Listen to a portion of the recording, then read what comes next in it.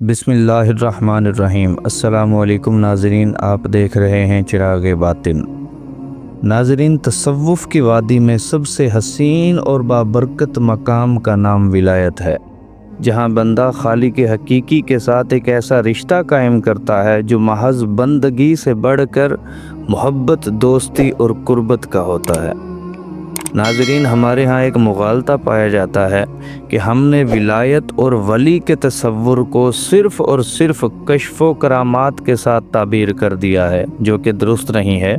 یاد رکھیے گا، ولایت ایک خاص تعلق ہے جو بندے کا اللہ سے اور اللہ کا بندے سے قائم ہو جاتا ہے، خواہ وہ اللہ رب العزت کی وہب اور عطا کے طور پر ہو، خواہ بندے کی اپنی محنت، کوشش اور مجاہدے کی وجہ سے ہو۔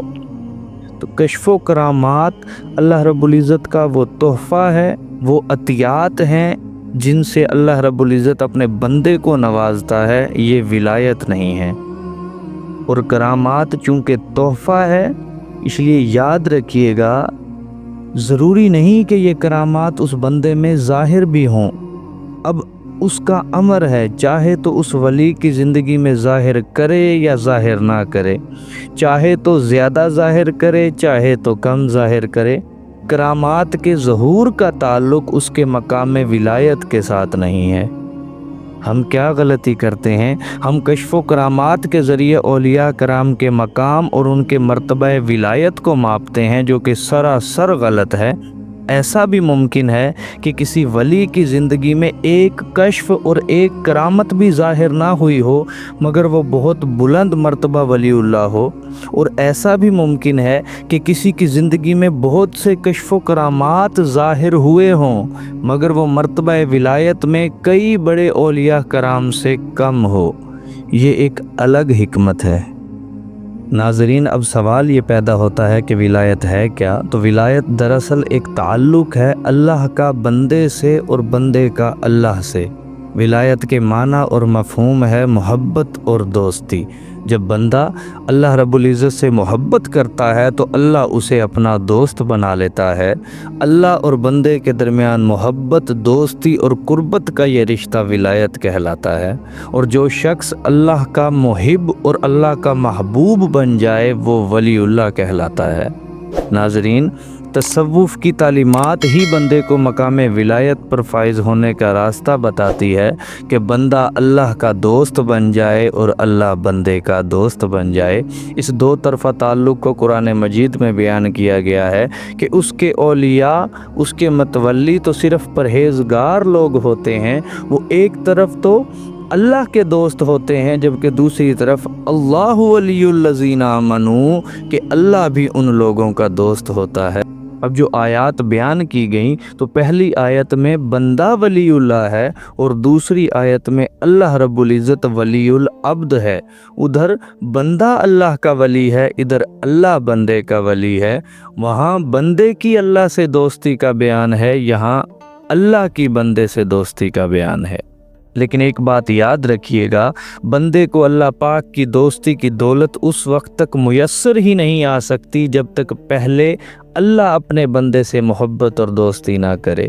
جس طرح محبت دو طرفہ ہے، اسی طرح رضا بھی دو طرفہ ہے۔ اللہ رب العزت نے ارشاد فرمایا، رضی اللہ عنہم و رضوا عنہ، اللہ ان سے راضی ہو گیا اور وہ اللہ سے راضی ہو گئے۔ پہلے اللہ بندوں سے راضی ہوا، اللہ کے اس کرم سے بندوں کو یہ توفیق نصیب ہوئی کہ وہ اپنے رب سے راضی ہو گئے۔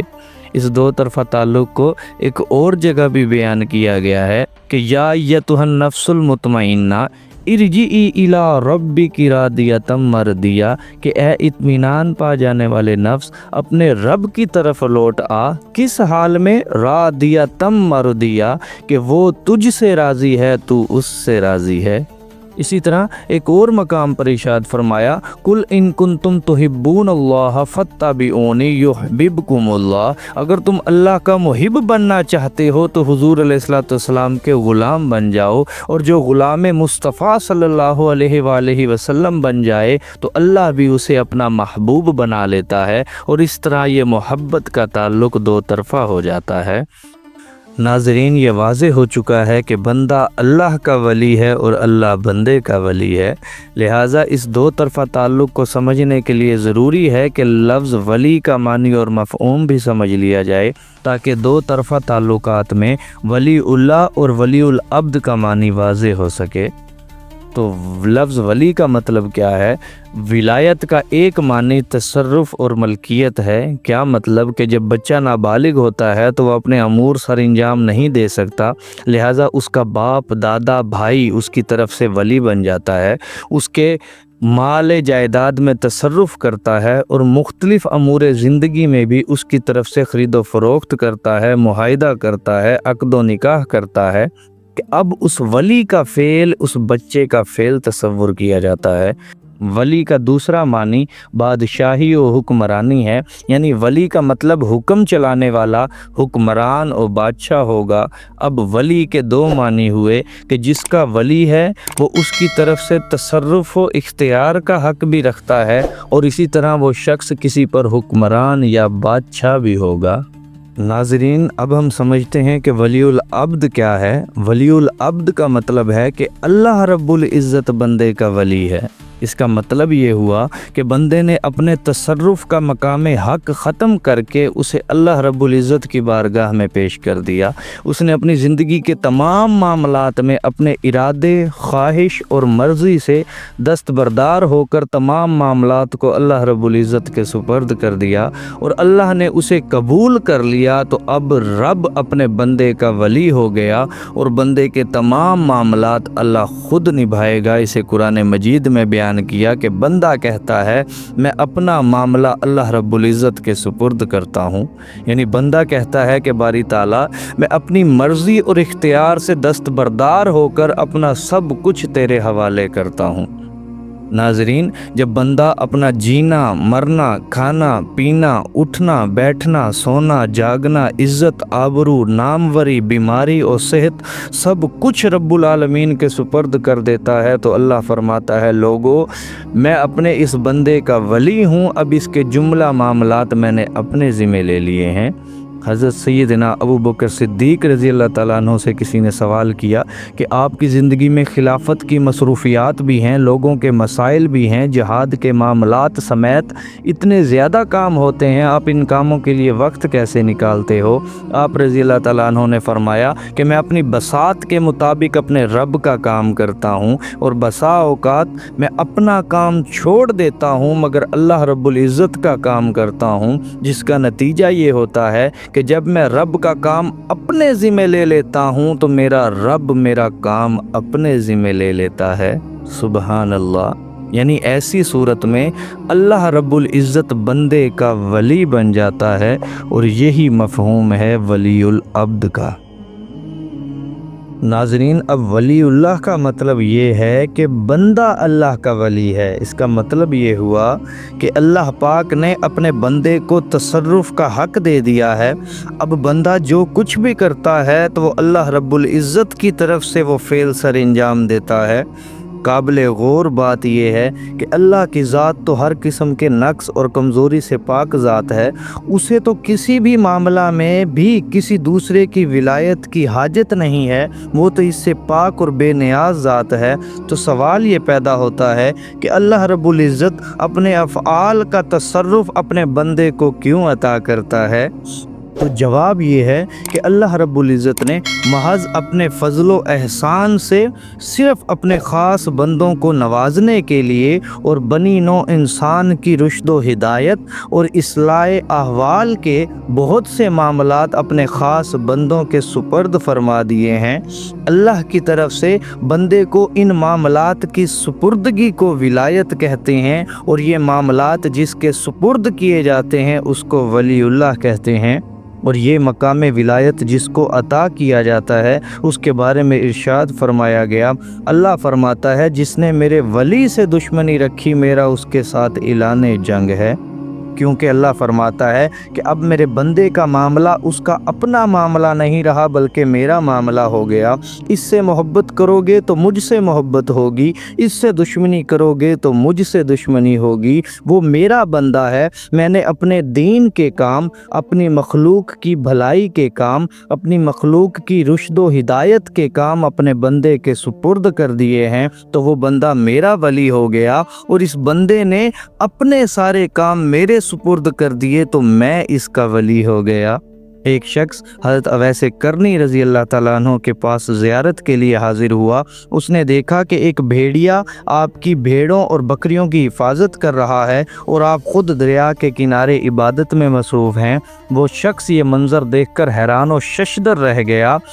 جیسے ہی آپ عبادت سے فارغ ہوئے تو اس نے عرض کی کہ آج تک سنتے آئے ہیں بھیڑیے بکریوں کو چیر پھاڑ جاتے ہیں، مگر آج اس بھیڑیے کو بکریوں کی نگہبانی کرتے دیکھا ہے، یہ کیا ماجرا ہے؟ آپ نے فرمایا کہ سادہ سی بات ہے، جو بندہ رب کے کام میں لگ جائے تو رب کی مخلوق اس کے کام میں لگ جاتی ہے۔ آپ نے فرمایا کہ میں اللہ کی عبادت میں مشغول ہو گیا، اللہ نے اپنی مخلوق کو میرے کام پر لگا دیا۔ ناظرین، ہمارے ہاں یہ مغالطہ پیدا کیا جاتا ہے کہ لوگ اللہ کے ولیوں کے پاس کیوں جاتے ہیں، وہ اللہ کے پاس کیوں نہیں جاتے؟ تو یاد رکھیے گا، جو اللہ کے پیارے ہوتے ہیں وہ اللہ کے ولی ہیں اور اللہ ان کا ولی ہے۔